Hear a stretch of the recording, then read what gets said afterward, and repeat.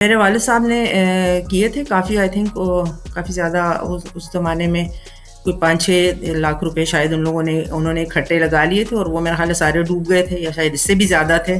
बड़े सरमायादार होते हैं ना, तो मतलब वो मार्केट को ऊपर-नीचे करते हैं और मतलब तुम लोगों को पता भी नहीं चलेगा, मतलब वो जैसे चलाएँगे मार्केट को तो उस तरह चलेगी। खबरदार जो तुमने नाम भी लिया हो इन्वेस्टमेंट का, तुम्हारे पैसे डूब जाएँगे। हमारा तो पेंशन है क्योंकि गवर्नमेंट जॉब है ना मेरी। तो लेकिन उसके अलावा भी फिर हम अगर चाहें तो इसमें भी कर सकते हैं। आप हमेशा अपनी वीडियोस में कहते हैं ना कि जो अर्ली मतलब स्टार्ट करना चाहिए, 20 या 25 साल के लिए कम से कम आप लोग इन्वेस्ट करें ना। तो ये बात सुन के भी थोड़ा सा मैं डीमोटिवेट होती थी कि क्योंकि अब तो इतना टाइम तो पता नहीं हमारे पास बचा भी है कि नहीं बचा है। इसीलिए तो आपसे बात कर रही हूँ ना कि आप कोई तरीका बताएं कि मेरे तीनों बच्चे जो है उनके घर भी बन जाए, सोना भी आ जाए और सब कुछ हो जाए, शादी शादी भी हो जाए अच्छी सी।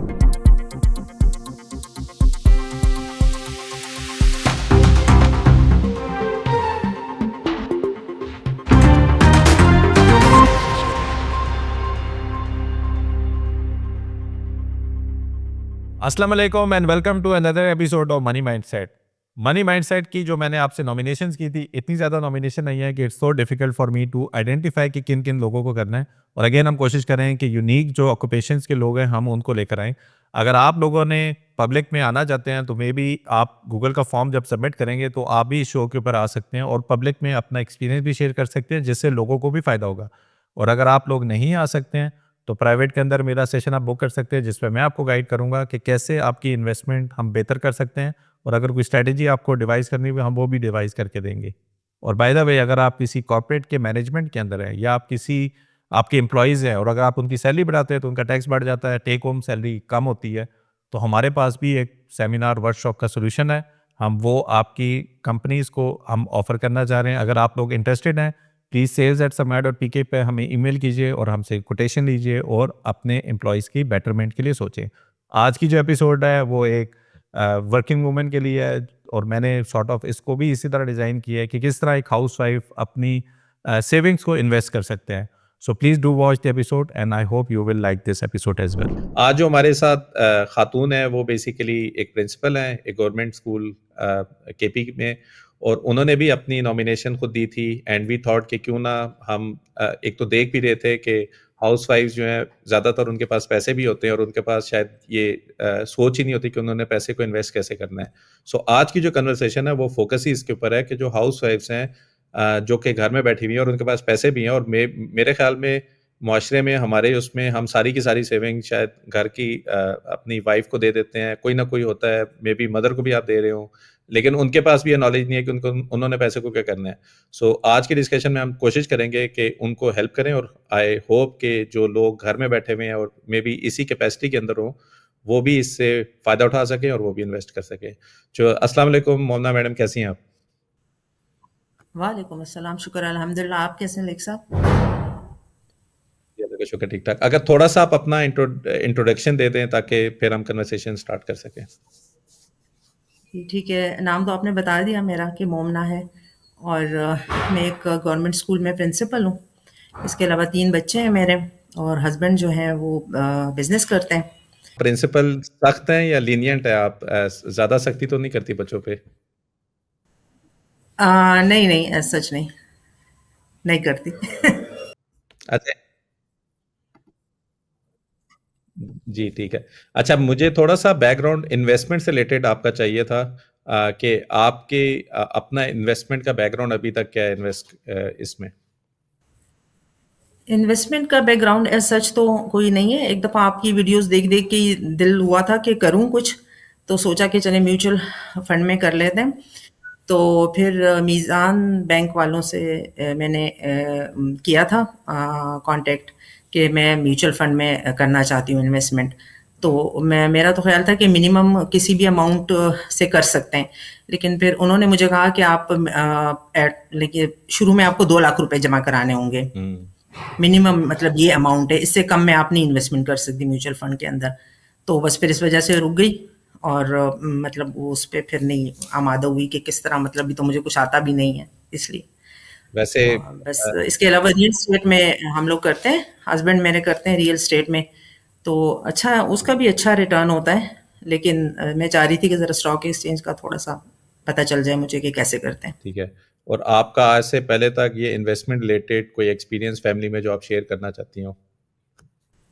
हाँ जी, बिल्कुल मेरे वालिद साहब ने किए थे काफ़ी आई थिंक काफ़ी ज़्यादा उस ज़माने में कोई 5-6 लाख रुपए शायद उन्होंने इकट्ठे लगा लिए थे और वो मेरे ख़्याल है सारे डूब गए थे या शायद इससे भी ज़्यादा थे। उस वक़्त तो मैं कॉलेज में थी और ना मुझे इतना कोई ज़्यादा एक्सपीरियंस था, तो उनके सारे डूब गए थे। लेकिन ये फिर फैमिली में उसके बाद पता था मेरे कि देवर ने फैमिली में ये पता था कि जी? स्टॉक मार्केट में ही डूबे हैं पैसे सारे? हाँ, हाँ, वो बताते थे ना कि स्टॉक मार्केट में ही डूबे हैं और कभी मत करना इन्वेस्टमेंट स्टॉक मार्केट में, मेरी ये नसीहत है तुम लोगों को। ठीक है। तो बस अल्लाह खैर करे कि इसके बाद फिर मेरे देवर ने भी किया था, तो उनके भी डूब गए थे सारे पैसे। जी, जी। तो अभी जब मेरा दिल था कि मैं करूँ तो मैंने उनसे कहा कि अगर आपका वो अकाउंट है एक्टिव तो वो मुझे दे दें ताकि मैं थोड़ी इन्वेस्टमेंट कर दूँ, तो उन्होंने मुझे बहुत डाँटा जी, कि खबरदार जो तुमने नाम भी लिया हो इन्वेस्टमेंट का, जी, जी, तुम्हारे पैसे डूब जाएँगे। जी, जी। और ये एक्सपीरियंस है। और मेरे ख़्याल में जो अभी तक आप घबरा रही थी और मेरे ख़्याल में यही ट्रॉमा होगा जो कि फैमिली से आप देखती आ रही हैं। आई थिंक 90s में आप बिल्कुल, बता रही थी बिल्कुल। कि 90s में आपके फ़ादर ने किया था। ये 90s हाँ का जी, मतलब मैं 30 साल पहले की बिल्कुल, बात कर रहा हूँ। बिल्कुल। तो आप लोग इसीलिए नहीं हाँ जी। और ये सिर्फ़ आपका नहीं होगा, मेबी फैमिली में दूसरे लोग भी होंगे जो कि उन्हीं को रेफ़रेंस पॉइंट बताते होंगे कि उनके भी लूज़ हुए हैं तो हमें भी। बस वो ये कहते हैं कि मतलब ये जो बड़े सरमायादार होते हैं ना, तो मतलब वो मार्केट को ऊपर-नीचे करते हैं और मतलब तुम लोग को पता भी नहीं चलेगा, मतलब वो जैसे चलाएँगे मार्केट को तो उस तरह चलेगी। हुँ, हुँ। तुम लोग नहीं इसमें कुछ कर सकते हो, बस ये वही उन लोगों के लिए है और वही लोग इससे फ़ायदा उठाते हैं। तुम लोग आम आवाम नहीं इससे फ़ायदा उठा सकती, सिर्फ़ उनके पैसे ही बस डूबते हैं। और वैसे आपके वालिद साहब करते क्या थे? वो मिनिस्ट्री ऑफ फॉरेन अफेयर्स में थे। हाँ जी, उधर और थे। कोई फाइनेंस रिलेटेड बैकग्राउंड था या जब इन्वेस्ट कर रहे थे? नहीं, नहीं, नहीं, नहीं कोई बस दोस्तों के साथ मिल के तो किया था और बस अम्मी तो और बस यही कहती थी कि इनके दोस्तों ने ले ले डूबे इनके पैसे। जी, अब पता नहीं क्या था। जी। और अब मैं नहीं पता कि ओरिजिनली क्या किस्सा आई था। थिंक ये जो आपने अभी बात की ना कि बड़े सरमायादार थे और उन्होंने ही ऊपर नीचे करते हैं। तो आई हाँ थिंक जी। अगर आप थोड़ा-सा जी, अभी भी बिल्कुल। खुद अपने आप को भी देखें ना, आप भी आई थी 2 लाख रुपया का कहा तो आपने इन्वेस्ट नहीं किया। सो मेबी आपके पास खुद भी हुँ, वो फाइनेंशियल नॉलेज नहीं है, जिसकी वजह से आप अभी भी घबरा रही हैं बिल्कुल। बिकॉज़ आपको वैल्यू ही नहीं पता, ठीक है? असल और में आपके वालिद साहब बात भी ये है आए कि थे तो करना वो तो मैं शायद काफ़ी कही अर्से सुनी से चाह बातों रही के हूँ। ऊपर। हाँ जी, मैं तकरीबन मतलब कोई 1 डेढ़ साल से आपका वो फ़ॉलो कर रही हूँ ना, ठीक है? चैनल मैं आपका देख रही हूँ, आपकी जो यूट्यूब पे जो आपकी वो है ना प्लेलिस्ट उसकी जो वो बेसिक नॉलेज जो आप वो करते हैं वाज़ आई थिंक काफ़ी सारी वीडियोज़ हैं, वो भी सारी मैंने देखी। तो उससे बड़ा मेरा दिल चाह रहा था लेकिन इसी बैकग्राउंड की वजह से तो स्टेप ही नहीं ले पाती हूँ। जी, जी। नहीं वो ये आई मसला है। एग्री और मैं हालाँकि मैं मेरे ख्याल मतलब में 1 डेढ़ साल आप से फ़ॉलो कर रही हूँ आपको आपके ये जो चैनल को। जी, जी। वही मैं हाँ जी। बताना चाह रहा हूँ कि हमने तो फिर भी प्लेटफ़ॉर्म पे कुछ चीज़ें बहुत ओपन करके लोगों को बताई हैं कि फॉर एग्ज़ाम्पल ये म्यूचुअल फंड कितना पैसे बना रहा है, ये स्टॉक मार्केट क्यों दे रही है या जी, ये जी, जी। कंपनी आपके लिए बेहतर क्यों है। एक काम करते हैं, आपका अगर कोई क्वेश्चन है जो कि बेसिक आप पूछना चाहें ताकि जो आपको अभी भी डर खौफ़ है, मैं कोशिश करूँगा इस कन्वर्सेशन से उस डर और खौफ़ को ख़त्म करें। जो आपका पहला क्वेश्चन था जिसकी वजह हाँ से जी। आपने अकाउंट ओपन नहीं किया, वो भी मेरे ख़्याल में जिन भाई ने आपको गाइड किया, वो गलत गाइड किया। कोई 2 लाख रुपए हाँ नहीं जी। चाहिए होते आपको और इसीलिए मैं जो लोग सुन रहे हैं अच्छा, या जिन लोगों ने अकाउंट खोलना है, उन लोगों को किसी को कॉल करके अकाउंट खोलने की ज़रूरत नहीं है। आप किसी भी जिस भी एसेट मैनेजमेंट कंपनी के पास अकाउंट खोलना चाह रहे हैं, आप डिजिटली कोशिश करें कि अकाउंट ओपन करें। अनफॉर्चुनेटली प्रॉब्लम ये होता है कि अच्छी। जो सेल्स एजेंट होते हैं, उनका एक आपके साथ जब आपको वो पैसे बताते हैं कि यार इतने पैसे में मिनिमम होंगे क्योंकि उनको बेनिफिट आपके इन्वेस्टमेंट के थ्रू भी होता है। तो आपने मिनिमम इन्वेस्टमेंट को हुँ, नहीं हुँ, देखना। हुँ। आपके पास अगर 5,000 भी, आप 5,000 से भी स्टार्ट कर सकते हैं, आप 10,000 से भी स्टार्ट कर सकते हैं। हाँ जी, यही जब तो मैंने वीडियोज़ में देखा था ना और फिर इस तरह का चक्कर बन गया तो फिर मैं डबल माइंडेड मतलब वो माइंड अजीब-सा हो गया ना मेरा। जी, जी। सो आप भी मेरे ख़्याल में अगर उसी बैंक की या उसी एसेट मैनेजमेंट कंपनी की अगर आप डिजिटल अकाउंट ओपन कर लेंगी, तो आपको ऑटोमैटिकली ये बेनिफिट मिलेगा कि आप वहाँ से पैसे डिपॉज़िट भी ऑनलाइन कर सकते हैं, आपको किसी को कॉल करने की भी ज़रूरत नहीं है। आपको सिर्फ़ ये पता होना चाहिए कि ठीक। आपने किस एसेट मैनेजमेंट कंपनी में इन्वेस्ट करना है। आप ब्लाइंडली नहीं जाइएगा, बस वो जो इन्फॉर्मेशन है वो बहुत इम्पोर्टेंट है कि किस पर्टिकुलर कंपनी में म्यूचुअल फंड में इन्वेस्ट करना है। उससे पहले का जो प्रोसेस है वो थोड़ा-सा टीडियस है, मतलब थोड़ा-सा पेन इस तरह है कि आपको समझ नहीं आती है तो वो पहली दफ़ा थोड़ा मुश्किल लगता है, लेकिन एक दफ़ा अकाउंट ओपन हो जाए, आपने पैसे डिपॉजिट कर लिए, आपने एक दफ़ा पैसे विड्रॉ कर लिए, फिर आपके लिए बड़ा ईज़ी हो जाता है कि आपके पास ये पैसे आपने इधर डाल दिए, ये पैसे आपको चाहिए। यानी कि जिस बैंक के मैं म्यूचुअल फंड में इन्वेस्ट करना चाहती हूँ, वहाँ पे पहले अपना अकाउंट खोलूँ? बैंक में नहीं खोलेगी, उनकी एसेट ये आप मैनेजमेंट कह रहे हैं? कंपनी में खोलेंगी। अच्छा, उनकी एसेट मैनेजमेंट कंपनी में आपने मेरे ख्याल खोलूँगी। में बैंक को फ़ोन किया था, या आपने एसेट मैनेजमेंट कंपनी को फ़ोन हाँ किया? जी। नहीं, नहीं, नहीं। ये दोनों चीज़ें ना डिफरेंट चीज़ें हैं। जो बैंक है ना, बैंक का काम होता है अच्छा, आपके पैसे को डिपॉज़िट करना। अगर आप बैंक वाले को कहोगे कि मैंने अच्छा। इन्वेस्ट करना है, तो वो बड़े नाखुश होंगे, क्योंकि उनको पैसे और उनका जो ऑब्जेक्टिव है, वो हाँ। ज़्यादा से ज़्यादा आपका पैसा डिपॉज़िट करना है। तो आपने क्या करना है, इवन अच्छा, कॉल अच्छा, भी अच्छा। करनी है तो फॉर एग्ज़ाम्पल आप ही ने एग्ज़ाम्पल दी थी मीज़ान की, तो मीज़ान का बैंक है और मीज़ान का एसेट मैनेजमेंट कंपनी है जिसको वो अल मीज़ान कहते हैं। सो अल मीज़ान एसेट मैनेजमेंट कंपनी जो है, आपने उसको फ़ोन करना है या उनकी ऐप डाउनलोड करनी है, उन पे अकाउंट ओपन करनी है। बैंक से आप अल मीज़ान में पैसे ट्रांसफ़र कर सकती हैं, ठीक है? तो आपको ना अच्छा, उनको मैं कैसे कॉल करूँगी? ये नंबर मुझे कहाँ से मिलेगा? मैं आपको एक काम करता हूँ, बल्कि एक एग्ज़ाम्पल मैं इन्हीं की दिखा देता हूँ ताकि आपको समझ आ जाए। अब आप ये देख रही हैं जिस तरह फॉर एग्ज़ाम्पल ये सारे अब मैं म्यूचुअल फंड में गया हूँ, ठीक है? म्यूचुअल फंड में मैं एसेट मैनेजमेंट जी, जी। कंपनीज़ में गया हूँ, ठीक है? जब मैं एसेट अच्छा, मैनेजमेंट अच्छा। कंपनीज़ में गया हूँ ना, तो ये सारे के सारे म्यूचुअल फंड्स के नंबर और वेबसाइट मेरे सामने आ गई हैं, ठीक है? फॉर एग्ज़ाम्पल आप बात कर रही थी ठीक है। मीज़ान बैंक की, तो मीज़ान बैंक का जो है ना, अल मीज़ान इन्वेस्टमेंट मैनेजमेंट लिमिटेड है, ये कंपनी है इनकी। इनकी अलहदा वेबसाइट है जी, जी। almizangroup.com के नाम से, ठीक है? अच्छा। इनको अगर अच्छा, कॉल अच्छा, करनी है अच्छा। तो ये इनका नंबर भी हमने इधर दिया हुआ है कि आप इधर कॉल भी कर अच्छा, लें, अच्छा, ठीक है? अच्छा। ठीक तो आपने ठीक है, यहाँ पे सही। करनी है, इसमें जो बहुत इंपॉर्टेंट चीज़ है कि अगर आपने अलमीज़ान या मीज़ान की किसी म्यूचुअल फंड में जाना है, तो अगर आप इस पे क्लिक करेंगी ना, तो इस पे जब क्लिक करेंगे तो जी, आपके जी। पास इन्हीं के सारे फंड्स आ जाएंगे कि आपने किस पे इन्वेस्ट करना है, ठीक है? अच्छा, अब इस पे अगर आप तो ठीक। कहती हैं शरिया, ये खैर वैसे तो सारा शरिया कंप्लाइंट ही है, लेकिन अगर आप इसके अंदर जी, कहती हैं जी। जी मुझे risk profile for example high रखना है या मीडियम रखना है या कुछ भी रखना है, तो आप इसको अच्छा। ना यहीं से डिस्कस शेयर करेंगी, यहीं से आप वो करेंगी कि मुझे बताएं जी for example year to date सबसे ज्यादा प्रॉफिट किसने दिया है। अब ये एनुअल बेसिस के ऊपर भी है, अच्छा। जो हाई फंड्स है ना, हाई रिस्क वाले, वो आपको 58% हुँ। जनवरी से, ये मेरे ख्याल में लास्ट मंथ का या इस इन्होंने किया हुआ है, अभी तक ये अपडेट नहीं किया हुआ है, लेकिन ये बेसिकली आपको ना उस अच्छा। पे बताता है कि कितना है। अभी जिस तरह मंथ टू डेट है ना कि 5% नेगेटिव का है, तो ये आपने ना अपनी रिस्क के हुँ, ऊपर हुँ। देखना है कि आपने हाई रिस्क में इन्वेस्ट करना है कि आपने लो रिस्क में करना है। जिस भी कंपनी में आप या म्यूचुअल फंड में करेंगी ना, ये चीज़ बहुत इंपॉर्टेंट है। जब आप साइन अप कर लेंगे तो आपने किस पर्टिकुलर फंड में इन्वेस्ट करना है, वो आपको यहाँ से पता चलेगा। अच्छा, अच्छा, ठीक है। सही है, सही। जी, तो ये आपको समझ आ गई कि आपने कहाँ अभी पे जाके करना है। और बाय द वे एक और मैं सजेशन दे दूँ आपको, जब आप देख ही रही हैं, दो कि हम हर वीडियो तो नहीं यहाँ पे बना सकते, लेकिन आप यूट्यूब पे अगर सर्च करेंगे ना कि अल मीज़ान एसेट मैनेजमेंट कंपनी पे डिजिटली अकाउंट ओपन कैसे करना है, तो आपके पास बेतहाशा अच्छा। वीडियो मिलेंगी जो कि आपको गाइड करेंगी कि घर बैठ के आपने उस एसेट मैनेजमेंट कंपनी के अंदर अकाउंट कैसे खोलना है, ठीक है? सो इट डिपेंड्स आपके लिए ठीक, ठीक। सरमाया डॉट पीके क्या हेल्प कर सकता है कि अगर मैं for example list of all funds करूँ ना, तो आपको सब के सब म्यूचुअल फंड का डाटा यहीं पे नज़र आ जाएगा। अभी आप देख रही हैं कि अगर मैंने ईयर टू डेट को पॉजिटिव में करना हो, तो मेरे पास ये सारे फंड्स नज़र आ रहे हैं, ठीक है? अब इसमें अल हबीब भी है, एचबीएल भी है, नफ़ा भी है, हुँ, मिज़ान हुँ। भी है, एलाइड भी है, हुँ, जेल भी है। हुँ।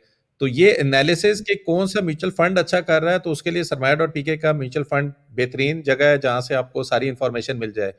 जब आप फंड सेलेक्ट करेंगी ठीक। ना, सबसे इंपॉर्टेंट काम है किस जगह पे इन्वेस्ट करना है। सबसे इंपॉर्टेंट काम ये नहीं है कि जी, फंड में बिल्कुल। जाना है। जिस फंड में बेहतर आपको हाँ। रिटर्न नज़र आ रहा है, फिर उसके ऊपर आपने प्रोसेस देखना है कि अकाउंट ओपन कैसे होता है। उस अकाउंट ओपनिंग के हुँ, हुँ, प्रोसेस के हुँ। थ्रू फिर आप इस फंड में इन्वेस्ट करेंगी जो आप शॉर्टलिस्ट करेंगी सरमाया डॉट पीके से। सो थोड़ा-सा ना आपने एनालिसिस करना ठीक, है म्यूचुअल फंड के ऊपर, हार्ड कोड करके ना जाएँ, फॉर एग्जांपल इसी ठीक। जगह पे जाना है। कोशिश करें कि खुद आइडेंटिफ़ाई करें। हमने आपके आसानी के लिए ना मस्जिद भी लगाई हुई है। सिर्फ मीज़ान जी, जी। इस्लामिक नहीं है, हबीब बैंक भी कोई इस्लामिक इंस्ट्रूमेंट दे रहा है, अल हबीब भी दे रहा है, अच्छा। नफ़ा भी दे रहा है, नेशनल बैंक भी दे रहा है। तो सही, आपने खुद देखना है कि सही, आपको सही। शरिया कंप्लाइंट, इधर शरिया कंप्लाइंट करेंगी, सारे आपको ना विद मॉस्क वाले आ जाएँगे कि आपने खुद सेलेक्ट करना है, आपने कहाँ पे इन्वेस्ट करना है। ठीक, जी, ठीक, ठीक। यहाँ से मैं पहले सेलेक्ट करूँगी कि मुझे किस में करना है, फिर उस मीज़ान फंड फिर उसमें अंदर चली जी, जाऊँगी। जी। थोड़ा-सा ना यूज़्ड ठीक है टू ना? होने के लिए जी, जी, आपको यहीं से सिलेक्ट करना है, क्योंकि देखिए जब आप एक म्यूचुअल फंड में चली जाएँगी ना, फिर आपके पास बड़ी लिमिटेड ऑप्शंस हैं कि आपने इन्हीं में सेलेक्ट सेलेक्ट करना है। जब आपके पास सारी यूनिवर्स के म्यूचुअल फंड आ गए हैं, तो फिर आप सारों को करके देख सकती हैं कि किस पर्टिकुलर उसमें कर सकती हैं।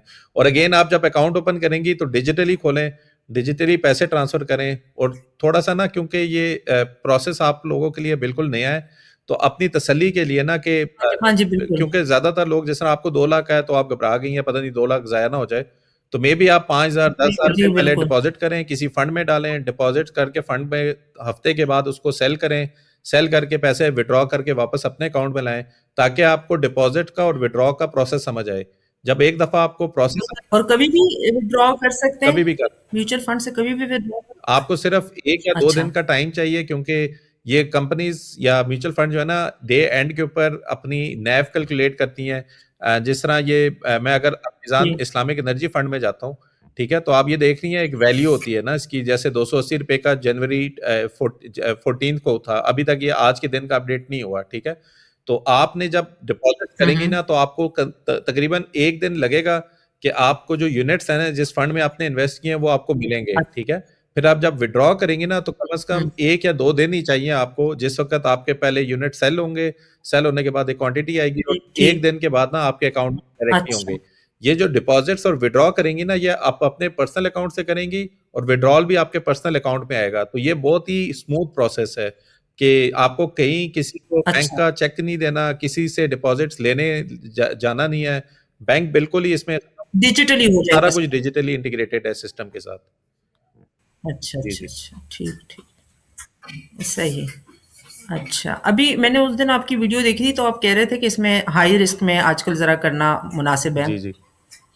है ना? और उसमें क्योंकि इनके वो इंटरेस्ट रेट शायद कम हो रहे हैं तो आप बता रहे थे ना इस तरह? जी, तो अगर मैं यहाँ पे फिर आपको बताऊँ ना, जिस तरह फॉर एग्ज़ाम्पल अगर आप लो रिस्क के अंदर देखेंगी ना, जिस तरह ये लो रिस्क है, ठीक है? मैं थोड़ा-सा यहाँ पे साइड हाँ, कर देता हाँ। हूँ। अब लो रिस्क के अंदर ना तकरीबन ठीक। आपको स साढ़े 11% जो छोटा स्केल है ना, जैसे मंथ के ऊपर आपको क्या रेट मिल रहा है ना, 11% का रेट मिल रहा है आजकल, ठीक ठीक, है? On average. ठीक, ठीक। लेकिन वहीं पे अगर मैं ठीक, हाई ठीक। रिस्क करता हूँ, ठीक है? तो हाई रिस्क में हाँ कुछ जी। कंपनीज़ ने जिस तरह 2% भी दिया है, गवर्नमेंट की हुँ। सिक्योरिटी ने वो दिया है। अगर मैं इसको सॉर्ट करूँ इसी के ऊपर, तो आप देख रहे हैं 1-2% है, ये सालाना नहीं है। जो लो रिस्क होता है ना, वो सालाना होता है कि आपने 1 लाख रुपए डाले, तो इसमें अच्छा। 11% का मतलब है कि सालाना आपको 11,000 रुपया मिलेगा। अब आपने 1% अच्छा, डाला, अच्छा। ठीक है? तो आपके पास 1 या 2% का रिटर्न ये एमटीडी है, जनवरी से अभी तक 2% बन चुका है, ठीक है? अगर अच्छा, ये मंथ है। जी, जी, मैं कहता ठीक हूँ है। जी कि फॉर एग्ज़ाम्पल एकेडी इस्लामिक फंड में जाते हैं, तो एकेडी इस्लामिक फंड में ना आपको एक और चीज़ नज़र आएगी कि ये देख रही हैं, 1 साल के अंदर एकेडी इस्लामिक फंड ने हुँ। आपको 40% का रिटर्न दिया है, ठीक है? अगर आप नीचे अच्छा, जाएँगी तो अच्छा। आपको ये सारे इसके साथ की जो म्यूचुअल फंड्स हैं ना, जैसे हबीब बैंक इस्लामिक इक्विटी ने 75% का रिटर्न दिया है। आपकी हबीब हुँ, हुँ, हुँ, स्टॉक फंड हुँ। ने 65% का रिटर्न दिया है। जहाँ पे जब इंटरेस्ट रेट नीचे अच्छा, जा रहे हो ना, तो आपकी जो इन्वेस्टमेंट लो रिस्क के अंदर रहते हैं, वो रिटर्न भी नीचे जाएँगी। तो उस केस में कहाँ पे रिटर्न ठीक। बन रहे होंगे, वो आपके रिटर्न बन रहे होंगे हाई रिस्क के अंदर। और इसको अगर आपने थोड़ा ब्रॉडली देखना हो, तो फंड की कैटेगरीज़ भी हमने बनाई हुई हैं। जैसे ये फंड की कैटेगरीज़ में अभी आप देख रही हैं कि इक्विटी फंड ने तकरीबन, पहले वाले को इग्नोर कर दें, लेकिन वीपीएस इज़ पेंशन फंड, ठीक है? लेकिन इक्विटी फंड ऑन एवरेज 72% का रिटर्न दे रहा है पिछले 1 साल के अंदर। ये सारे जो ऊपर के आपको ज़्यादातर रिटर्न नज़र आ रहे हैं ना, जैसे इंडस टैकर से ऊपर 50 प्लस प्लस प्लस, ये आपको इक्विटी हाई रिस्क के अंदर नज़र आ रहा है। अगर आप नीचे जाएँगी ना, तो नीचे आप देख रही हैं जैसे शरिया कंप्लायंट फंड्स ऑफ फंड्स, या फिर आप मनी मार्केट देखें, मनी मार्केट में अभी 19% सालाना कह रहा है, लेकिन अभी आप छोटे टाइम फ्रेम पे देखेंगी 11% पे आ गया है। तो कोशिश करें जब इंटरेस्ट रेट नीचे जा रहे हो, तो आप हाई रिस्क में एक्सपोज़र लें, और आप क्योंकि स्टार्ट कर रही हैं, सारा ठीक, हाई रिस्क में नहीं लेना, थोड़ा-सा लो रिस्क में ले लें, थोड़ा-सा हाई रिस्क में ले लें, ताकि आपको थोड़ा समझने में आसानी हो कि ये चीज़ें चल कैसे रही हैं। ठीक, ठीक। जी। अच्छा, और इसके अलावा ये पेंशन फंड की बात आ गई ना, जी, जी। तो वैसे तो हमारा तो पेंशन है क्योंकि गवर्नमेंट जॉब है ना मेरी, हुँ, हुँ। तो लेकिन उसके अलावा भी फिर हम अगर चाहें तो इसमें भी कर सकते हैं? बिल्कुल कर सकते हैं। पेंशन फंड की जो एक अच्छी बात है ना, मैं अगर दोबारा पेंशन फंड को हमने सेपरेट किया हुआ है। पेंशन फंड में आपका कोई टैक्स नहीं कटता। नॉर्मली जब आप जी, जी। म्यूचुअल फंड में या स्टॉक मार्केट पे डायरेक्ट इन्वेस्ट करती हैं ना, जैसे स्टॉक मार्केट में भी अगर आपको डिविडेंड मिलता है या आपका कैपिटल गेन होता है, तो दोनों केस में ना आपके टैक्सेस कटते हैं। इसका मतलब ये हो गया कि हुँ, अगर आपको डिविडेंड मिला है ₹1000 का या ₹1,00,000 का, तो लाख रुपए पे 15% का फाइलर के लिए और नॉन फाइलर के लिए 30% का। इसका मतलब है नॉन फाइलर 30,000 रुपए का टैक्स देगा और जो फाइलर है वो 15,000 रुपए का टैक्स देगा। सिमिलरली आपने ₹1,00,000 का अगर प्रॉफिट किया है स्टॉक मार्केट पे या म्यूचुअल फंड पे, तो तकरीबन 15% का आपका सीजीडी कटता है। लेकिन पेंशन फंड पे ना ये दोनों टैक्सेस एग्जेम्प्टेड है, लेकिन एक उसका ड्रॉबैक है कि आप जो पेंशन फंड है ना, वो 60 साल की उम्र से पहले विड्रॉ नहीं कर सकते हैं। आप 60 ईयर्स तक उसको रखेंगे अच्छा, और उसका बेनिफिट क्या है कि टैक्स नहीं ठीक। कटेगा। और ये नहीं कि आप निकाल नहीं सकते, कभी भी निकाल सकते हैं, लेकिन फिर आपको जहाँ पे रीबेट वगैरह दी हुई थी, इंसेंटिव दिए हुए थे, तो पेंशन फंड को जब विड्रॉ करेंगे तो आपके टैक्सेस कटेंगे उसके ऊपर। टैक्सेस का मतलब ये हुँ, है कि फॉर एग्जांपल आपकी जितनी सैलरी थी ना, सैलरी का जो पिछले 3 साल का एवरेज है, उतना आपका टैक्स कटेगा विड्रॉल के ऊपर। अगर आप नहीं विड्रॉ करते तो टैक्स फिर आपका कोई नहीं कटेगा। 60 ईयर्स के बाद जो 50% की आपकी जो पेमेंट है, वो बगैर किसी सीजीटी के, बगैर किसी टैक्स के आप विड्रॉ भी कर सकते हैं उसके ऊपर। तो pension fund is a good way of basically saving tax. जी ये पर मंथ जितना टैक्स कटता है ना मेरी सैलरी में जी से, जी। तो उस टैक्स का एवरेज 3 मंथ्स जॉब क्या है? एवरेज लास्ट 3 साल के एवरेज टैक्स जितना करता है, उस टैक्स के ऊपर आपका ये कटेगा फिर। अच्छा, जी जी 3 साल की जो एवरेज टैक्स जी है, जी। ठीक। हाँ, अच्छा। और आई थिंक देखें, आपको खास तौर पे ये समझने की भी ज़रूरत है, जिस तरह माशाल्लाह आप खुद भी अभी देख रही हैं, आपने तो एक कदम उठाने की भी कोशिश की, और मैं अंडरस्टैंड कर सकता हूँ कि फैमिली में एक आध इवेंट हुआ जिसकी वजह से आप लोग अभी भी घबरा रहे हैं। लेकिन देखें, ये जी, आपने शायद एक अच्छा खासा टाइम आपने एक वाले साहब की एक उसके पीछे किया होगा, लेकिन आप जब अब एनालाइज करें ना, ज़रा आप सोचें कि क्या वालिद साहब के पास वो फाइनेंशियल नॉलेज थी, डाटा था, जिसकी वजह से वो इन्वेस्ट करते तो नुकसान ना करते। अगर तो उन्होंने सुनी-सुनाई बातों पे किया तो नुकसान किया, तो इसका मतलब है कि उनके पास तो राइट टूल्स ही नहीं थे, ठीक है? आप खुद भी माशाल्लाह प्रिंसिपल हैं एक स्कूल की। हम बच्चों को तालीम क्यों जी, जी। देते हैं ना, कि ताकि जब वो प्रोफेशनल लाइफ में जी, जाएँ तो उनके बिल्कुल। पास वो टूल्स अवेलेबल हों, जिसको अप्लाई करके वो अपनी अर्निंग भी कर सकें और एक कंट्रीब्यूशन भी कर सकें सोसाइटी में। लेकिन ये कैसे हो सकता है ना कि हाँ, आपके पास पैसे तो आ गए हैं, लेकिन इन्वेस्टमेंट के लिए आपको कोई एजुकेशन नहीं चाहिए, और बगैर एजुकेशन के हाँ, आपके पास औजार कोई है नहीं, और आप चले गए हैं एक ऐसी जगह पे जहाँ पे जो सरमायादार आप कह रही हैं वो पढ़ा लिखा बंदा है जिसको फाइनेंशियली चीज़ों का पता है, और आप बगैर किसी नॉलेज के चले बिल्कुल। जाते हैं, और फिर आपको समझ नहीं आती है कि नीचे क्यों चला गया, आज ऊपर क्यों चला गया। तो सबसे ज़्यादा जो इम्पोर्टेंट चीज़ जो मैं इस सीरीज़ के थ्रू एजुकेट आप लोगों को करना चाह रहा हूँ, कि पैसा कमाना इज़ नॉट पैसा कमाना is a very hard thing, जिसके लिए आप बड़ी हम लोग बड़ी मेहनत करते हैं। बिल्कुल। हम 8-8 घंटे, आप भी जाती हाँ जी, हम बिल्कुल, भी काम कर रहे हैं।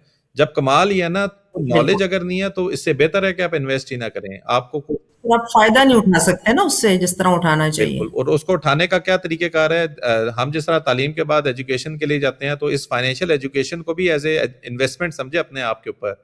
आपके पास अगर फॉर एग्ज़ाम्पल हाँ जी, टाइम है, और टाइम के बाद आप लोग कुछ इन्वेस्ट कर सकते हैं, तो पहले टाइम को इन्वेस्ट करें और ऐसी चीज़ों को सीखें।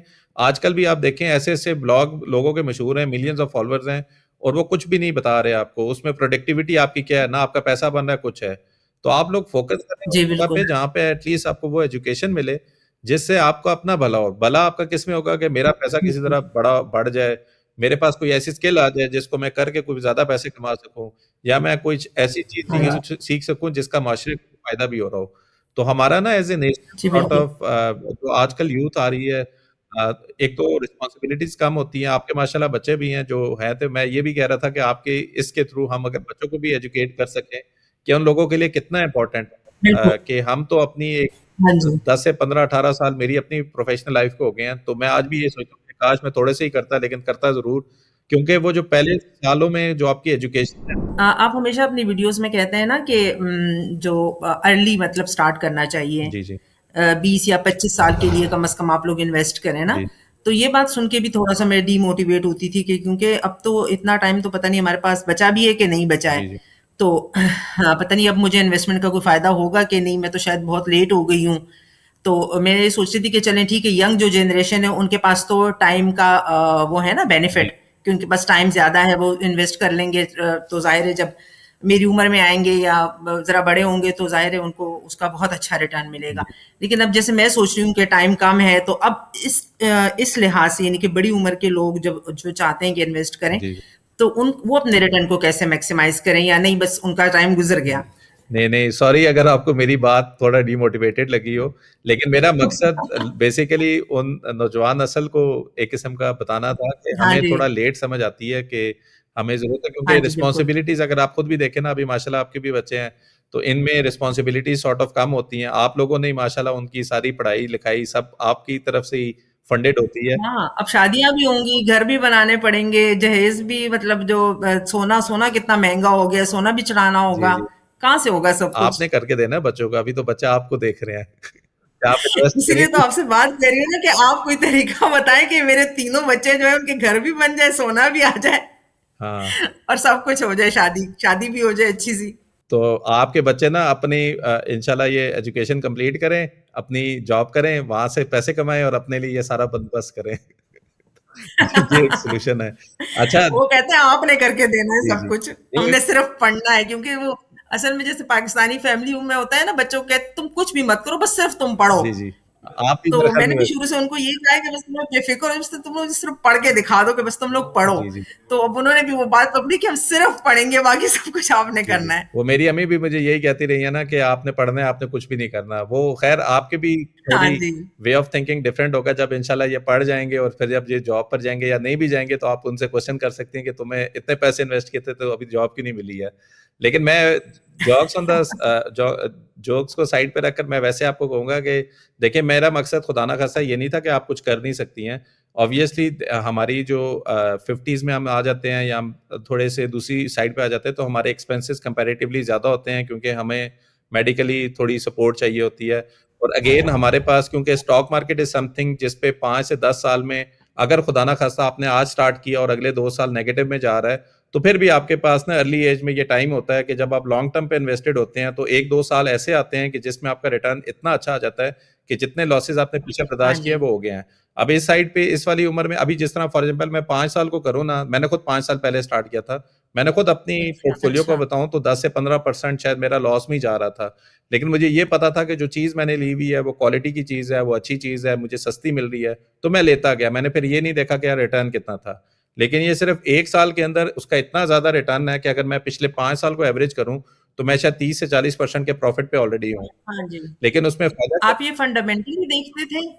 तो फिर आपको पता चलता था, फंडामेंटल्स देखते थे उस कंपनी के? जी, जी, कंपनीज़ को फंडामेंटली भी देखते थे, फिर उसको उसकी मैं आपको ना 1-2 एग्ज़ाम्पल अभी दूँगा अभी। पहले मैं ये थोड़ा-सा आपको बता दूँ कि आपने ये इस पे मायूसी नहीं करनी कि आप अभी लेट हैं या कुछ हैं। देखिए किसी भी टाइम, किसी भी एज में अगर आप लोग ये तैयार कर रहे हैं, again you are doing some favour to yourself, ठीक है? इसमें आप किसी और का भला नहीं, अपना भला कर रही हैं। आपके केस में मेबी जी, आपको स्टॉक मार्केट पे एक्सपोज़र ज़्यादा नहीं लेना चाहिए इन टर्म्स ऑफ कि आपकी अपनी रिक्वायरमेंट जिस तरह बच्चों की फीस है, कुछ और है, रिस्पॉन्सिबिलिटी आप पे बहुत ज़्यादा है इस टाइम पे, ठीक है? लेकिन आपको अपना जी, पैसा जी। इस तरह ओपन एंडेडली करंट अकाउंट में भी नहीं रखना चाहिए। आपको किसी ना किसी ऐसे एसेट क्लास में, जैसे आपके केस में maybe one of the thing which you can be doing कि आपने बच्चों की शादियाँ करनी है, तो आपने गोल्ड तो लेना ही है। तो maybe start thinking investing in gold in terms of के अगर तो कल को बहुत अच्छा चला गया, तो it's a good way of building a wealth. Also you actually need in in near future as well, जो आपको यूज़ करनी है। तो आप में भी छोटा-थोड़ा करके गोल्ड भी ले सकती हैं। लेकिन आपके जो पैसे हैं, जिस तरह low risk mutual fund is somewhere you can just put your money, और मे बी थोड़ा-सा एक्सपोज़र आप ले लें, ज़्यादा परसेंटेज ना रखें, लेकिन स्टॉक मार्केट पे रखें। लेकिन उससे ये होगा कि ओवरऑल आपका जब बैलेंस्ड पोर्टफोलियो होगा ना, उसमें 2 चीज़ें ऊपर गई, एक थोड़ी नीचे भी चलेगी, आपको ओवरऑल इतना मसला नहीं होगा, ठीक है? तो ये 2-3 एसेट क्लासेस हैं जिसको आप देख सकती हैं। अब जो आपका दूसरा क्वेश्चन था ना कि स्टॉक मार्केट को आपको कैसे देखकर इन्वेस्ट करना चाहिए, तो मेरे ख्याल में जो हमारी घर की ख़वातीन हैं, उनको एटलीस्ट कुछ ऐसे प्रोडक्ट्स हैं जो वो डेली यूज़ करती हैं। इतना यूज़ करती हैं कि उनको पता भी है कि यार ये इस प्रोडक्ट के बगैर शायद हमारा घर नहीं चल सकता, ठीक है? मैं उनमें से एक प्रोडक्ट आपके साथ जी, शेयर जी। करता हूँ ताकि शायद आप भी कोरिलेट कर लें। जैसा फॉर एग्ज़ाम्पल मुझे ना कोलगेट की एक बड़ा अच्छा यूज़ केस समझ आता है। अब आपको मैं कोलगेट दिखाता हूँ। आपने सिर्फ़ ये नहीं देखना कि कितनी शेयर की प्राइस पे हो रहा है, आपने ये उसकी ना दूसरी चीज़ें फंडामेंटली देखनी है कि वाक़ई वो क्या ऐसी चीज़ें हैं जो कि आपको घर में यूज़ कर रही हैं कि नहीं कर रही हैं। इस टाइम पे ना कोलगेट अगर आप देखा जाए तो तकरीबन 1400 1500 तकरीबन ₹1500 का स्टॉक है, ठीक है? मैं अगर 20 साल पे लेके जाऊँ, तो एक ज़माने में ये कहीं 200-250 का होता था, फिर किसी टाइम पे ये 4000 का गया और आजकल ये 1500 का है, ठीक है? अगर मैं थोड़ा नीचे लेकर जाऊँ अच्छा, आपको, ठीक है? आप मुझे बताएं इनमें से कौन कौन से प्रोडक्ट आप घर में यूज करती हैं आजकल? अच्छा, ये तो तकरीबन सारे ही यूज करते हैं हम। क्या क्या? एक्सप्रेस है इसके अंदर, जी जी। बोनस भी करती हूँ, कोलगेट है, जी जी। या लेमन मैक्स ये करती जो हैं आप? ये शैम्पू कौन सा है, जी जी बिल्कुल, लेमन मैक्स तो ये तो इसके तो बगैर घर ही नहीं चल सकता, लेमन मैक्स के बगैर तो। आपके मोहल्ले में कितने लोग ये यूज करते होंगे? मेरे ख्याल में सभी यूज करते होंगे, क्योंकि और तो मुझे इसके मुकाबले में कोई नाम जहन में नहीं आ रहा कि ऐसा भी कोई और भी मतलब ऐसा सा बर्तन धोने के लिए ना, आप यही नाम आता है, लेमन जी, मैक्स बस। मुझे बताएं कि फॉर एग्जांपल प्राइम मिनिस्टर को आज उनकी गवर्नमेंट ही गिर गई है, ठीक है, और कोलगेट की प्राइस जो है ना 1500 से आ गई है 1000 रुपए के ऊपर, ठीक है। क्या आप लोग हम्म। कोलगेट के प्रोडक्ट यूज करना छोड़ देंगे घर के अंदर? नहीं, बिल्कुल भी नहीं, उसके बगैर तो मैं कह रही हूँ कि गुजारा नहीं है ना, बर्तन ही नहीं साफ होते इसके बगैर तो। ठीक है, आप जरा मैं नीचे लेके जाऊं आपको। ये ना सिंपल अल्फाज में कि कोलगेट की कंपनी कितने पैसे कमा रही थी, ये जब आप घर की चीजें ले जी रही होती हैं बिल्कुल। तो ऑब्वियसली आप कंपनी को पैसे दे रही होती है ना, शॉपकीपर के थ्रू। और कोलगेट को देखने से तो मुझे लगता था कि सारे ये सिर्फ कोलगेट टूथपेस्ट ही बनाते हैं, मुझे तो नहीं पता था कि ये इतनी सारी और चीजें बनाते जी। हैं।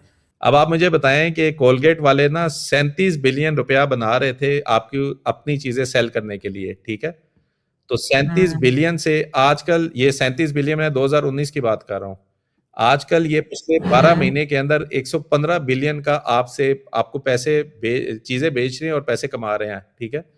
तो इन चीजों हम्म। को देखने के बाद क्या आपको लगता है कि कोलगेट एक ऐसी कंपनी है जिस पे इन्वेस्ट नहीं करना चाहिए? प्राइस को छोड़ दें, अभी प्रोडक्ट के पर्सपेक्टिव से बताएं कि जब आप यूज कर रही होती हैं करना चाहिए, क्यों नहीं, इतनी अच्छी तो प्रोडक्ट्स हैं इनकी जो सारी चलती हैं। जी, तो जब करना चाहिए। आप लोगों ने हम सब घरों में यही यूज होता है, ठीक है, और यही कंपनी जी आज तक आपको बिल्कुल। पता था कि ये स्टॉक मार्केट पे ट्रेड होती है? नहीं नहीं, मुझे तो नहीं पता था। जी। तो हाँ जी। इनकी प्रॉफिटेबिलिटी, ये जो जितना मुनाफा करती है ना कंपनी, उन 2019 में ये सिर्फ 10% करती थी, आज ये 17, मुनाफा भी इनका ज्यादा हो गया। तो पहले अगर मैं 37 बिलियन का हम्म। 10% करूं तो 3.7 बिलियन था, आज 115 बिलियन का 17% करूं तो तकरीबन आपका कहीं ना कितना बनेगा ये, तकरीबन 19 बिलियन या कुछ तो एक बन ही जाएगा आपका, ठीक है। तो मकसद क्या है ठीक है। समझाने का कि कुछ ऐसी चीजें हैं जो सर्दी हो, गर्मी हो, बारिश हो, प्राइम जी मिनिस्टर जी नीचे बिल्कुल। चला गया है, आर्मी चीफ आ गया है, चीफ जस्टिस हाँ हो जी। गया है, 8 से 9 बजे पता नहीं क्या हो गया है, यूक्रेन ने उसके जी। ऊपर रशिया की वॉर हो गई है, हमने तो ये प्रोडक्ट यूज करनी है, ठीक है।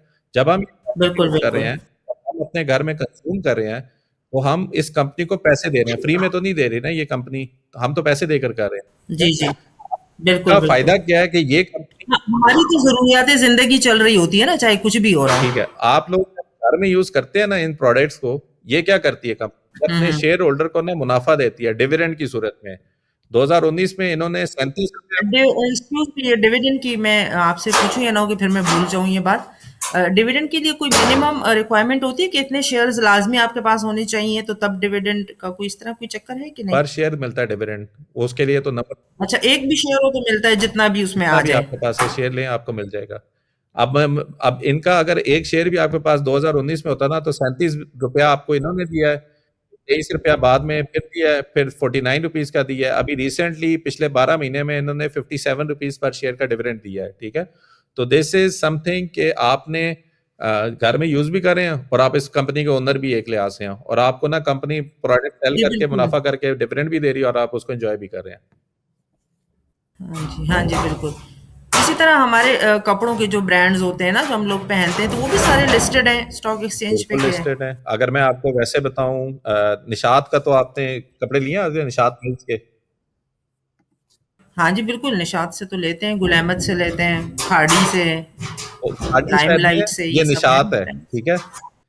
ये सारी आप इन्हीं के आप ये करते हैं, निशात की अपनी ये है। और मजे की बात है कि ये निशात के अंदर ना डीजीकेसी के शेयर भी हैं, एमसीबी के शेयर भी हैं, निशात की अपनी अच्छा। पावर कंपनी भी है, निशात की आप ये गाड़ी जो आप देखती हैं जो हुंडई की गाड़ियां चली होती है, सोनाटा भी इनकी गाड़ी है, आई थिंक दो तीन चीजें इनकी अच्छा। हैं। अब निशात को भी देखें ना, 65 बिलियन का रेवेन्यू करती थी, अब 165 का रेवेन्यू करती है। प्रॉफिटेबिलिटी कम हुई है क्योंकि मेजरली ये टेक्सटाइल है, तो टेक्सटाइल पे टैक्सेशन ज्यादा हुई है, लेकिन ये पहले 9-10% का तो प्रॉफिट ये भी करते थे आपस में।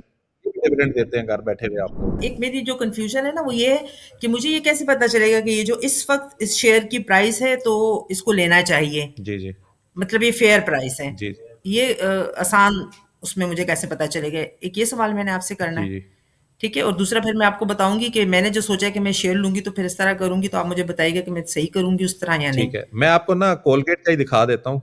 कोलगेट का जिस तरह अगर मैं पिछले 5 साल पहले लेके जाऊँ ना, कोलगेट की शेयर की प्राइस थी तकरीबन 3,500 रुपया। ठीक है, 2019-20 में। जी, ठीक है, जी। अब मैं अगेन इधर ही लेकर आता हूँ आपको। अब ये 2019-20 के अंदर आप देख रही हैं कोलगेट की प्राइस जो रेवेन्यू था ना 43 बिलियन था। तो जो आपको एक बैरोमीटर है ना जिससे पता चलेगा कि कंपनी की प्राइस सस्ती है कि महंगी है, वो आपको पता चलेगा प्राइस टू अर्निंग रेशो से। ठीक है, जिस तरह फॉर एग्जाम्पल अच्छा, जब 2019-20 में इनकी प्राइस 43 बिलियन थी और शेयर की प्राइस 3,500 थी, तो आपकी प्राइस टू अर्निंग रेशियो 26 रुपए थी। इसका 26 रुपए को मतलब ये है कि आप 26 रुपए इन्वेस्ट करके 1 रुपया कमा रही थी। ठीक है, जितनी प्राइस टू अर्निंग रेशियो अच्छा, नीचे होती है ना उतनी सस्ती कंपनी होती है, जितनी ऊपर होती है उतनी महंगी कंपनी होती है। ठीक। ठीक है, और अच्छी चीज आपको कभी बहुत ही तो कम फिर पैसे भी मतलब कोई एक लिमिट है इसकी कि मतलब इससे ऊपर हो तो फिर नहीं लेना चाहिए अगर इतना रेशो आ जाए तो, ताकि ज़रा आसानी हो जाए समझने में? वो देखें प्राइस टू अर्निंग को लोग कहते तो हैं वॉरेन बुफे वगैरह का जी जितनी कम हो तो उतनी अच्छी है, लेकिन मेरे ख्याल में जो अच्छी कंपनीज होती है ना वो आपका अपना प्राइस टू अर्निंग ना हमेशा अच्छा ही प्रीमियम पे ही ट्रेड होती है। तो अगर आप कंपनी को समझती हैं बिल्कुल, कंपनी ये की। सोच रही थी ना कि अच्छी चीज़ तो हमेशा महँगी ही मिलेगी, लेकिन कि हम वैसे भी आम लाइफ़ में भी जब कोई चीज़ लेने जाते हैं, जी तो जी जो अच्छी क्वालिटी वाली चीज़ होती है, तो महँगी ही होती है। जी जी अच्छा, मैं आपको पहले ये कंप्लीट कर दूं फिर मैं इसका आपको बताऊंगा। अभी हाँ, जिस हाँ। तरह 2020 में 26 के प्राइस टू अर्निंग पे थी ना, तो आजकल जिस प्राइस पे हुँ, ये हुँ। ट्रेड हो रही है जो कि 1,500 रुपया लग रहा है। ठीक है, तो 1,500 के हाँ, ऊपर हाँ। इसकी शेयर की जो प्राइस है ना वो 15 रुपया प्राइस टू अर्निंग के ऊपर है।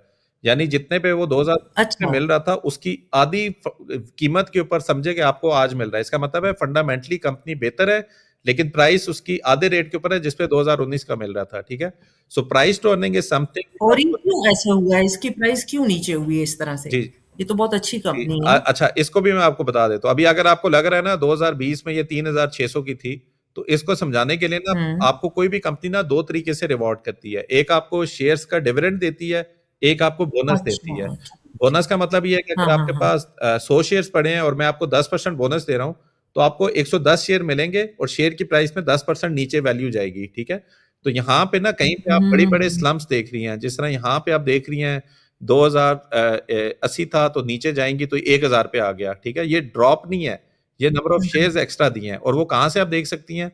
वो आप देख सकती हैं आरओआई कैलकुलेटर से। आपने आरओआई कैलकुलेटर देखा आज तक कभी ऐसे? नहीं, नहीं। आप मैं देखा था, बस ऐसे ही वीडियो में देखा था आपकी मैं एक, यहाँ से आपको मतलब बता पर्सनल देता हूँ। एक्सपीरियंस। जैसे कोलगेट है ना, फॉर एग्जांपल कोलगेट को मैं 2020 में ट्रैक कर लेता हूँ या 19 पे ही देख लेते हैं। 2019 में ना अगर आपने फॉर एग्जांपल कोलगेट लिया था तकरीबन 2,000 रुपए का, मैं 2,000 की एवरेज प्राइस ही लगा रहा हूँ कि 2,000 की प्राइस पे ना आपने फॉर एग्जांपल कोलगेट लिया था। मैं आपसे वैसे अगर पूछूं 50 शेयर है, ठीक है, आपने 1 लाख रुपए लगाए, 2,000 का था, आज 1,500 का है, तो इसका मतलब आपका तो लॉस हो रहा होगा। हुँ। लेकिन आपका लॉस नहीं हो रहा। ठीक है, ये मैं आपको बताना चाह रहा हूँ कि आप ये अच्छा। देखें कि आपकी इन्वेस्टमेंट। यानी कि इन्वेस्टर को लॉस नहीं होता है एक तरह से, ये आप कह रहे हैं नहीं, ना? आपको मैं बताता हूँ, जस्टिफाई करता हूँ। आप शेयर की प्राइस देखकर हम कहते हैं ना अच्छा। कि 3,500 से नीचे नहीं हाँ, जाती है। बिल्कुल। तो आप ये देखें कि हाँ इन्वेस्टमेंट आपकी जी। कितनी थी? 1 लाख रुपया। आपके शेयर्स कितने थे? हाँ, हाँ। 50। अब आपके शेयर्स कितने हो गए हैं? 50। आपको बोनस दिए इस कंपनी ने, आपके शेयर्स 50 से उन्होंने 3 गुना ज्यादा कर दिए हैं। आपके शेयर्स हैं 211 और आपकी करंट की प्राइस अच्छा। कितनी है? वो लग ऐसे ही रह गए 2000 का 500 रुपीज कम हुई है। लेकिन आप जब इन दोनों हाँ, को हाँ। मल्टीप्लाई करती हैं, जिस तरह 2000 को मैंने 50 से मल्टीप्लाई किया तो 100,000 आया। मैंने 1500 को हाँ, हाँ। 211 से मल्टीप्लाई किया तो 3,15,000 आया, यही आया। और अगर उसमें अच्छा। मैं इंक्लूड हाँ, करूं हाँ। 27,000 रुपया, तो आपके तकरीबन 3,50,000 रुपया आपका तो बेनिफिट है, जो कि कैगर की सूरत में आपको 22.8% बनता है। ठीक है, तो सीन ये है कि ये हुँ। जो शेयर की प्राइस है ना, अगेन मैं कहता हूँ जब तक आपको एक्सपीरियंस नहीं होगा, आप लोग शेयर की हाँ जी। चार्ट देखेंगे आपको समझ ही नहीं आएगी। जब लाख लोग ओन करेंगे बोनस मिलेगा, बोनस का रिटर्न देखेंगे, 40 दिन तक ना आपको समझ ही नहीं आएगी ब्रोकर की ऐप में कि वो लॉस में क्यों दिखा रहा है। एक्चुअली आपका प्रॉफिट हो रहा था। वो हाँ, जो मेरा हाँ। प्लेटफॉर्म नहीं था जर जो मैंने लॉन्च किया था, उसके अंदर ये सारी हाँ जी, चीजें हाँ जी। ऑटोमेटेड हैं कि जो आपको सिंप्लीफाई करके बताती हैं कि आपके इन्वेस्टमेंट का रिटर्न कितना है। ठीक है। तो ये चीज है ना, ठीक। जहाँ पे बोनस ज्यादा मिल रहा है। अभी हमारी पेट्रोलियम ने इतना ज्यादा बोनस दिया, सारी दुनिया कह रही है 3,500 से काफी क्यों आ हम्म। गया, वो एक्चुअली बोनस देकर आ गया है। इसकी अगर आप नीचे हिस्ट्री देखें ना, इन्होंने 2019 में, जैसा मैंने कहा था, 36 रुपए का डिविडेंड दिया, तो आपकी टोटल डिविडेंड जो आपको मिलेगा वो आपके नंबर ऑफ शेयर्स पे 1800 था। अभी आप नीचे देखें ना, तो इन्होंने बोनस दिया 15%, इन्होंने बोनस दिया 10%, ये नंबर ऑफ शेयर्स आपको एक्स्ट्रा दे रहे हैं। इन्होंने बोनस फिर दिया अच्छा 15%, इन्होंने फिर बोनस दिया 45%, इन्होंने बोनस फिर दिया 100%। आपके अच्छा। बोनस की सूरत में आपका ठीक। 3 गुना शेयर्स बढ़ गए हैं। ठीक है। हाँ जी, आप ठीक जब, ठीक, शेयर्स बढ़ रहे हैं, कीमत कम हो रही है लेकिन शेयर्स बढ़ रहे हैं, लेकिन ये हो आपको रहा है। क्या फर्क पड़ता है ना, आपकी तो इन्वेस्टमेंट बढ़ रही है। आपने तो ये तो नहीं कहता कि बिल्कुल मेरी शेयर बिल्कुल। की प्राइस 8,000 पे चली जाए, किसी तरह तो प्रॉफिट होगा। अगर 8,000 हाँ की जगह हाँ। आपकी नंबर ऑफ शेयर्स बढ़ जाते हैं, आप तो उन दोनों को मल्टीप्लाई हाँ करके जी। बेनिफिट लेंगी। अच्छा जी अच्छा जी। अच्छा, ठीक तो ठीक ठीक। दूसरी चीज जो मैंने आपको बतानी थी कि आपने शेयर की प्राइस नहीं देखनी, आपने फंडामेंटली देखना है। जैसे आप कह रही थी ना, शेयर की प्राइस आधी की होगी, आधी नहीं हुई है। अभी भी 1500 मेरे ख्याल में जिस पे ये ट्रेड कर रहा था, उससे सस्ती रेट पे आपको मिल रही है, क्योंकि इनका रेवेन्यू बढ़ा है। और आपने खुद कंफर्म किया कि आपका घर चल ही नहीं सकता जब तक इनका प्रोडक्ट नहीं लेंगी। और मैं एज्यूम कर रहा हूँ बिल्कुल पूरा बिल्कुल। पाकिस्तान इनका कस्टमर है। 25 करोड़ की आवाम है। आप हाँ खुद जी। जरा सोचे, दुनिया का 5वां बड़ा मुल्क है, और एक ऐसा प्रोडक्ट जो हर कोई यूज कर रहा है। जब हर कोई यूज कर रहा है, तो कंपनी बिलियंस बना रही है। लेकिन आप न्यूज देखकर घबरा रहे हैं, या फिर आपके वाले साहब का जिस तरह बैठ, जी बिल्कुल। आप अभी तक इन्वेस्ट ही नहीं हाँ कर हाँ पाए, जी। क्योंकि हमें बस यही किसी होता ने है, बताया हाँ नहीं जी ये हाँ था। जी। और बेतहाशा कर, खबरें देख के तो यही लगता है कि बस पाकिस्तान तो गया जी। दुनिया के नक्शे से। पहले आप खबरें देखकर वो करती हैं, फिर बाद लेमन बैग से ना आप बर्तन साफ करके सोती हैं। तो लेमन बैग से भी दूसरे पैसे कमा रहा है। हाँ जी, बिल्कुल ठीक कह रहे हैं आप। जी मैंने ये कहना था आपसे कि मैं इस तरह चाह रही थी कि मतलब जैसे अगर मैं किसी भी कंपनी के शेयर्स ले लूँ, ठीक है? तो उसमें फिर यानी कि मसला तो उस वक़्त होता है ना जब आपके सारे पैसे डूब जाएँ। हम्म तो मैं ये सोच रही थी कि मतलब पैसे डूबने ही क्यों दें? स्टॉप लॉस लगा लें ना? हम्म। ऐसा ये मैं सही सोच रही हूँ? देखिए, मैं ये सोच रही हूँ कि मतलब उस वक़्त तो मैं बहुत मतलब छोटी तो नहीं थी, लेकिन जैसे ये नॉलेज तो हमारे पास होती ही नहीं है ना। हम्म तो मैं ये मैं हमेशा ये सोचती हूँ कि अब्बू के सारे पैसे क्यों हम्म डूबे? उन्होंने स्टॉप लॉस नहीं लगाया था, हम्म। अ, या क्या वजह हो गई कि बिल्कुल ही ज़ीरो पे चीज़ आ गई ना? बिल्कुल ज़ीरो पे तो नहीं जानी चाहिए ना। वो उस वक़्त डूब सकते हैं। तो मैं ये मैं सोच आपको रीज़न बताता हूँ। वो उस वक़्त डूब सकते हैं जब आपके ब्रोकर ने आपको बताया हो कि हाजी साहब, ये जो पैसे हैं ना, ये जो 1 लाख रुपया लगा रहे हैं, इससे आपको 2 लाख बन जाएँगे। अगर आप 5 लाख रुपया लगा रहे हैं, कहते हैं तो मैं थोड़ा-सा आपको लोन देता हूँ, ज़्यादा लिवरेज कर लें आप, और इसको देखें आप, ये 6 की अच्छा, जगह अच्छा। 12 करेंगे, 12 से आप देखें कितने पैसे बनाएँगे। वो 12 से जब आधे होते हैं, तो आपका सारा का पैसा लूट ज हो जाता है। इसका मतलब ये है कि अगर आप, आपके पास 1 लाख रुपया है, और ब्रोकर आपको कहता है यार लाख रुपए हमसे भी ले लो, डबल करके लगाओ, देखो तुम्हें कितना प्रॉफिट होगा। और लालची हम लोग वैसे, अगर हम देखा जाए, अच्छा। हमें तो पता चलता है कोई एक्स्ट्रा दे दे तो हमारे 2 पैसे ज़्यादा बने, हम तो ले भी लेते हैं। लेकिन जब 1 बिल्कुल, लाख बिल्कुल, रुपए पे हाँ। तो हम, हमारा आधा लॉस होगा, तो हमारे पास 50,000 रुपए रह जाएँगे। लेकिन जब हम 2 लाख लेंगे, जिस पे 1 लाख उधार का होगा, और जब इस पे 50 हुँ। परसेंट का लॉस होगा, तो वो 1 लाख रुपए का लॉस है। वो जब 1 लाख रुपए का लॉस है, तो वही हमारी इन्वेस्टमेंट है, और यही वो ज़रिया है जिससे हमारे पैसे हुँ। ज़ीरो होते हैं। कोलगेट अगर मैंने आज 1500 का अच्छा। लिया हो, और कल को वो 1000 हो गया हो, तो मुझे अभी भी लॉस नहीं है, क्योंकि मेरे पास एक शेयर है, वो अभी भी उसकी कीमत 25-30% नीचे गई है। लेकिन अगर उसको मैं होल्ड वही करूँ, ना, शेयर पड़े-पड़े तो नहीं ज़ीरो हो कभी नहीं सकता ना, ज़ीरो मैं हो ये सकती, सोच रही थी। कभी ज़ीरो नहीं हो सकती। वो तभी कभी हो भी ज़ीरो सकती नहीं है हो जब सकता आप लिवरेज, पड़े-पड़े तो। जी, जी, जब आप लिवरेज करते हैं, और लिवरेज करके आपके पास अच्छा। अपने पैसे जब लिक्विडेट हो जाते हैं, तो वो आप ज़ीरो हो जाते हैं। जो ब्रोकर आपको पैसे दे रहा मैं है, वो यही भी सोच अपना रही थी लाख कि रुपया काश लॉस वो कर रहे हैं। बेचते ही ना। जी, हाँ जी। मैं ये सोच रही थी कि अगर वो अपने शेयर्स बेचते ही ना, तो मतलब अभी भी फ़र्ज़ या कुछ अरसे पहले तक अगर होते तो उनको फ़ायदा ही होता ना? वो तो बहुत पहले की बात थी ना? अगर ये 6 लाख रुपए उन्होंने कोलगेट पे इन्वेस्ट किए होते 90s के अंदर, मे बी आज आपका कोई महल होता किसी सऊदी अरब में या किसी बाहर वाले मुल्क में। है ना? जी। और नसीब नहीं थे ना, नसीब कहाँ से लाते नसीब ऐसा? भी नहीं था, और सरमाया भी नहीं था उस वक़्त। हाँ जी, बिल्कुल, ये बात है। तो मैं ये सोच रही थी कि मतलब जो भी मैं इन्वेस्टमेंट करूँगी तो मैं स्टॉप लॉस लगा कर करूँगी।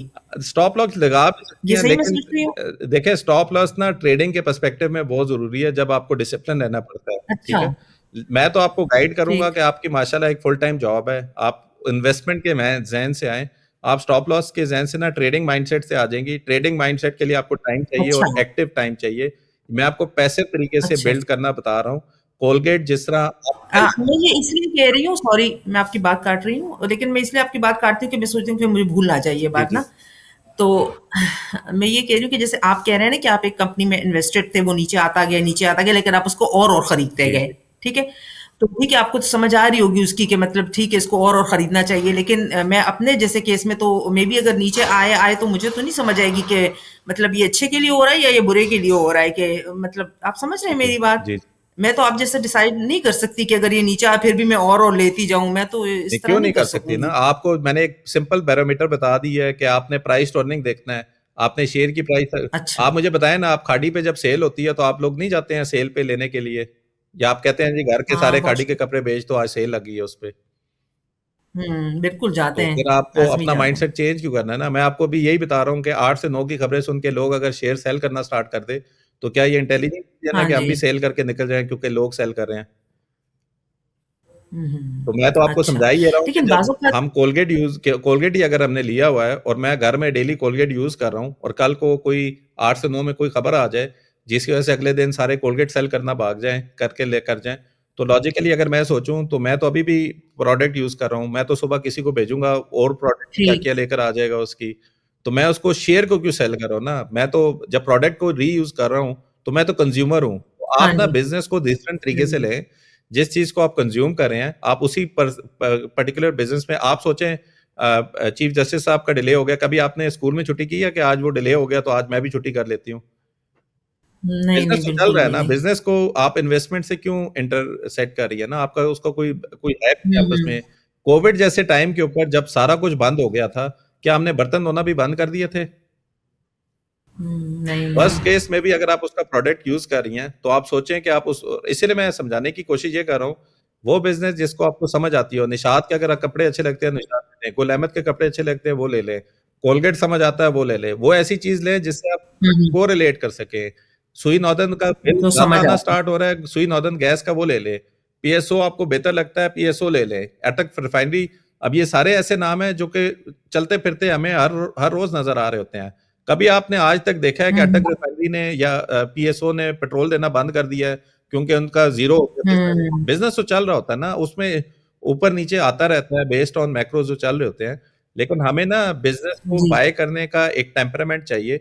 इसीलिए जो मैं बात करता हूँ कि पैसे उतने इन्वेस्ट करें जिसके नीचे जाने से आपको लॉस ना हो, आपको अपॉर्च्युनिटी नज़र आए। जब तक आपको ये बेसिक एजुकेशन नहीं आएगी कि नीचे जाने को हमने घबराना नहीं है, बेसिकली अच्छी चीज़ जब मैंने पहले अच्छे रुपए पे अगर 1500 पे कोलगेट मुझे अच्छा लग रहा था, तो 1200 पे तो और अच्छा लगना चाहिए, 800 पे तो और अच्छा जी, लगना चाहिए। बिल्कुल। तो माइंडसेट आपको ये बनाना हाँ है। जी। रादर देन मैं कहूँ मैं 1400 पे निकल जाता हूँ, मैं 1200 पे देखूँगा, फिर तो मैं कभी पैसे नहीं बना सकूँगा। हाँ जी, बिल्कुल, यही है ना। जी, जी।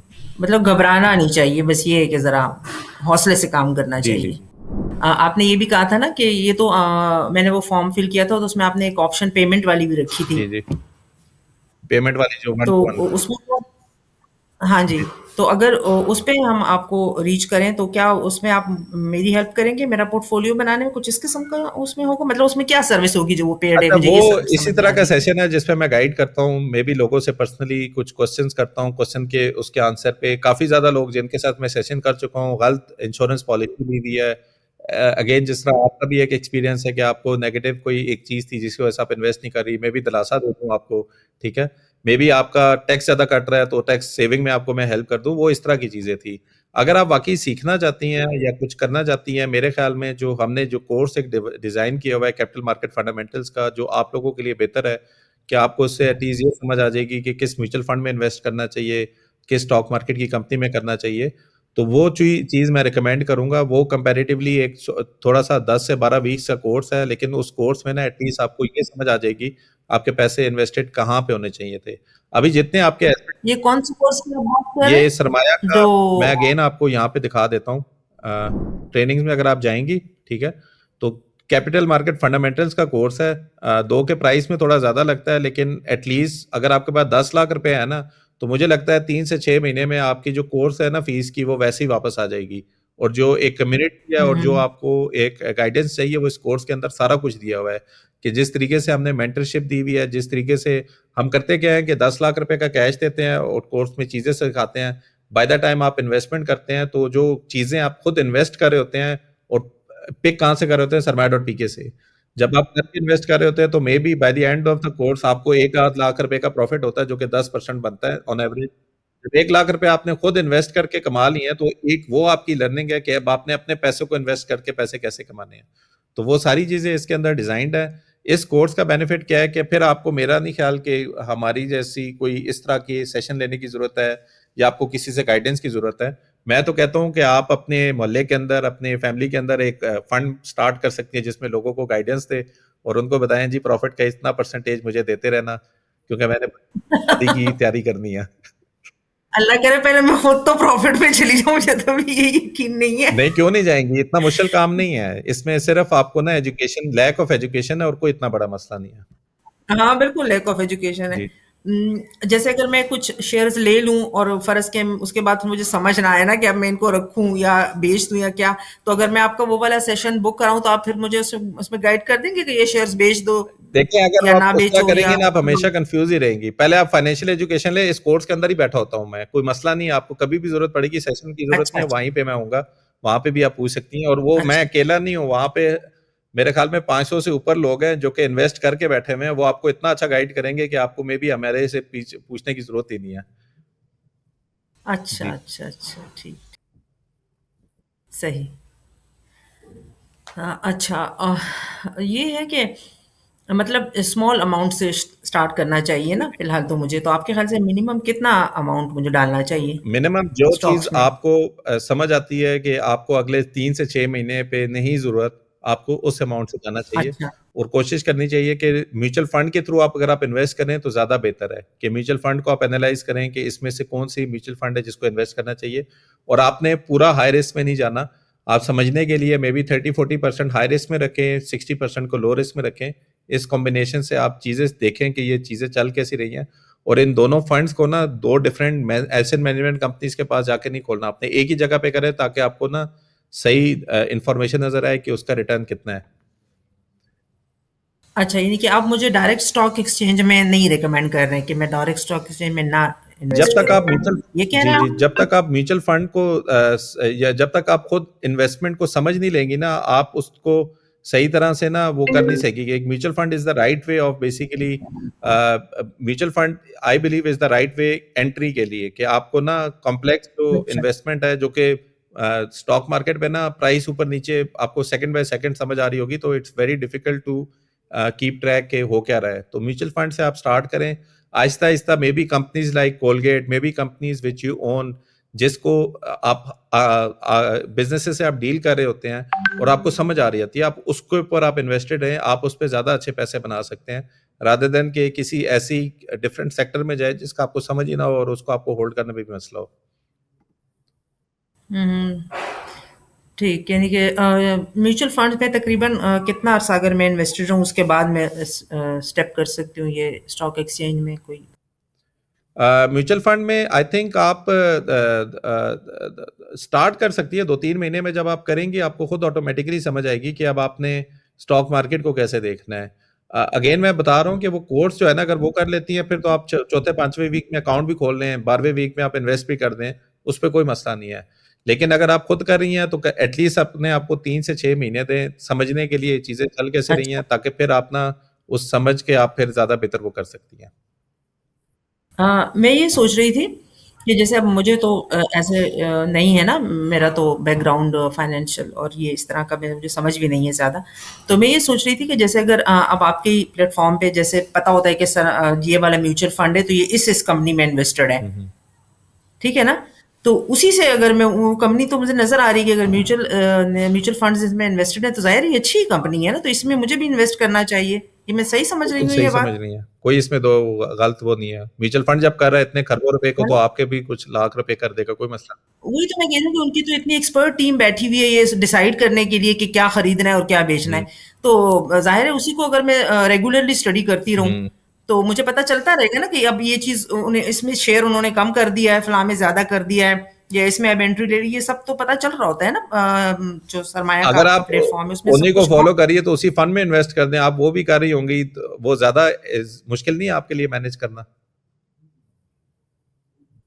हाँ, लेकिन मैं ये सोची कि क्या उस तरह से मेरा प्रॉफिट ज्यादा नहीं होगा कि अगर मैं खुद उसमें डायरेक्ट करूंगी, ये मैं सोच रही थी। अगर आप करेंगे भी उस तरह के तरीके से, अगर उसी फंड को रेप्लिकेट कर रही हैं तो उससे कोई ज्यादा नहीं होगा उस तरीके से, क्योंकि अगेन देखें आप कर तो अच्छा रहेगी।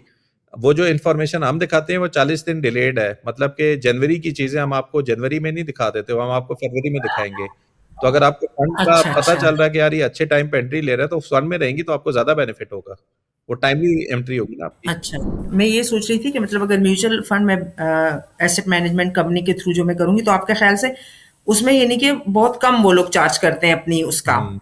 तो उसमें इतना कोई फर्क एज सच नहीं होता है, आप ये कह रहे हैं ना? मैं ये कह रहा हूँ कि जब आप इन्वेस्ट करेंगे ना, वो फंड मैनेजर सही टाइम पे सही डिसीजन लेगा, तो सही टाइम पे कुछ सेल करेगा, कुछ बाय करेगा। हमारे पास जब तक इन्फॉर्मेशन आती है ना, तो अच्छा, 40 दिन बाद में आती है।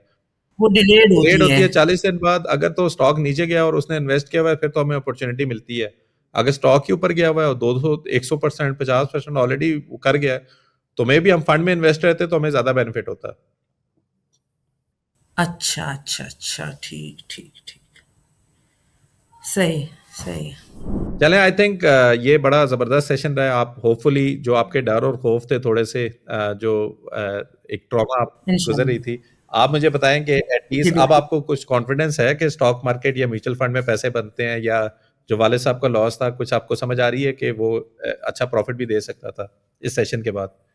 हाँ जी, बिल्कुल काफ़ी क्लियरिटी आ गई है, और बाकी तो इंशाल्लाह जब एक्टिवली इन्वेस्ट होगा तो फिर ज़ाहिर है कि ज़्यादा वो होगा जी, ना। जी, जी। और मोटिवेट तो मैं काफ़ी ज़्यादा हुई जी, हूँ, जी। इंशाल्लाह इन्वेस्ट आई करूँगी। थिंक मेन जो पर्पस था आपके साथ भी करने का, वो यही था कि ज्यादातर लोग जो हाउसवाइफ्स होती हैं ना, उनके पास पैसे भी होते हैं, मे बी वो जी, जी, कमेटियां जी, डालती हैं फिर भी पैसे होते हैं। जो सबसे प्रॉब्लमेटिक बिल्कुल, चीज जो शायद हमें समझ नहीं आती ना, वो पैसे का पैसे में होना है। क्योंकि जितनी इन्फ्लेशन बढ़ रही है, जितना आपके मुल्क में महंगाई बढ़ रही है, यही शायद नान के जो पैसे थे वो हमें एक जमाने में 2 रुपए के मिलते थे, फिर 25-30 रुपए के भी हो गए। तो पैसे को पैसा रखना में over the long period of time हमारा ही लॉस है। और ये सेशन करने का भी मकसद ये था कि एज ए हाउस वाइफ अगर आप लोगों के पास पैसे हैं, तो आपने कहाँ पे इन्वेस्ट करने हैं जहाँ पे आपका पैसा ग्रो हो रहा हो।